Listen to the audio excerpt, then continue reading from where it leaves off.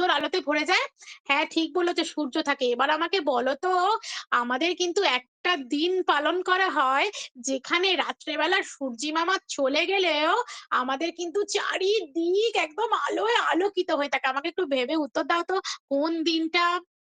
হ্যাঁ, তার সাথে কিন্তু একটা সুন্দর গান যায় জানো, আলো আমার আলো গো, আলোয় ভুবন ভরা, আলো নয়ন খোলা, আমার আলোর দ্বার ভরা।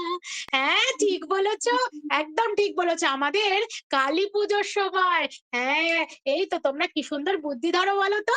হ্যাঁ, কালী পুজোর সময় দেখবে রাতের বেলাতেও চারিদিকে একদম আলোয় আলোকিত হয়ে ওঠে, তাই না? খুব চারিদিকে একদম বাতি, সবার ঘরে ঘরে বাতি দেয়, মোমবাতি দেয়। আর আমরা কি ফাটাই গো? হ্যাঁ ঠিক বলেছো, আমরা অনেক রং মশাল ফাটাই, বোম ফাটাই। হ্যাঁ, তাহলে দীপাবলি হচ্ছে আমাদের আলোর একটা উৎসব। তাহলে festival of light is called Diwali. তাহলে ইংলিশে আমি কি বললাম?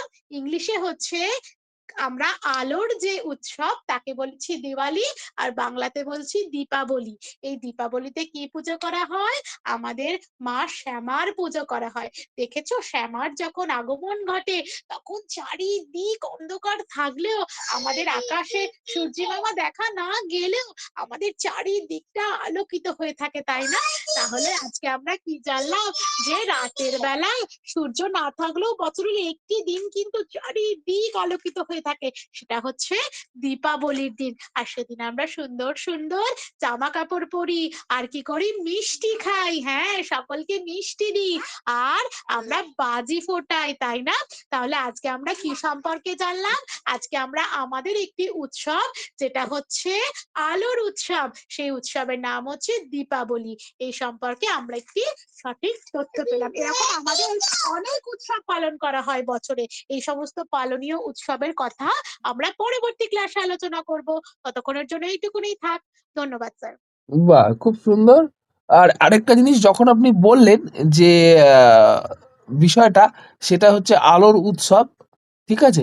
এবার আলোর উৎসবটা কেন করা হয় যদি এটা একটু এক লাইন বলে দেন, হ্যাঁ? আচ্ছা দীপাবলিটা কেন করা হয়? আচ্ছা বিশ্বের দমন কৃষ্ণের পালন, এই জায়গাটা একটু বলে দেবেন, হ্যাঁ?